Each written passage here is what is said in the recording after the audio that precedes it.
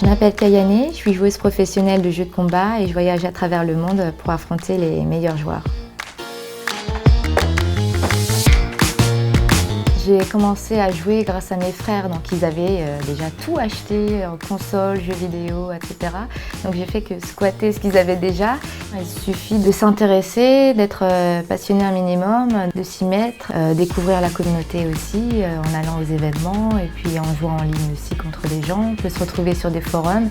Moi c'est comme ça que j'ai commencé à jouer et à sociabiliser avec les joueurs. La première fois que j'ai joué aux jeux de combat, j'avais 7 ans et c'était grâce à mes frères parce qu'ils étaient déjà champions de jeux de combat, surtout sur Tekken.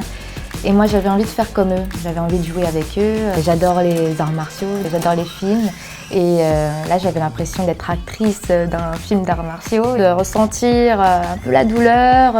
Quand je gagne, c'est l'euphorie, c'est une véritable fierté en fait de maîtriser un personnage et de vouloir le mener jusqu'au bout, donc jusqu'à la victoire.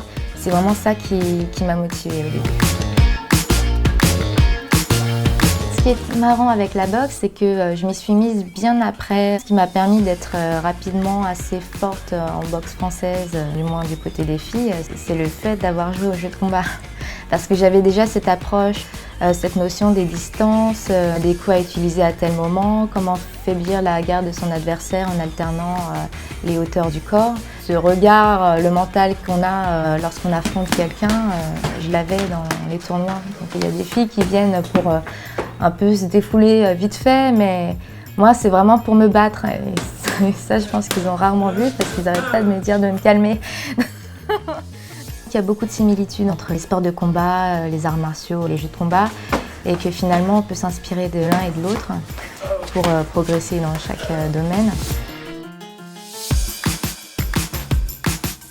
Depuis toute mon enfance en fait, j'ai toujours été dans le numérique, le digital. Donc j'allais tout le temps sur les forums pour communiquer avec les joueurs, donner mon avis sur les choses. Ensuite est venue la version miniature avec les smartphones et les tablettes, notamment via les réseaux sociaux où je suis un peu partout.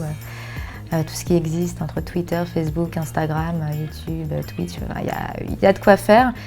Le conseil que je donnerais aux jeunes filles qui veulent se mettre aux jeux vidéo ou même à l'e-sport, c'est déjà de ne pas prendre en compte toutes les critiques sexistes, machistes qu'on peut trouver sur Internet.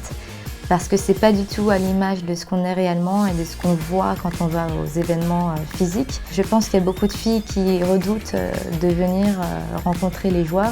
J'aimerais leur dire qu'il faut venir et il faut se rendre compte qu'on est loin de tout ça et qu'au contraire, on peut trouver une communauté accueillante et qui veut bien de nous.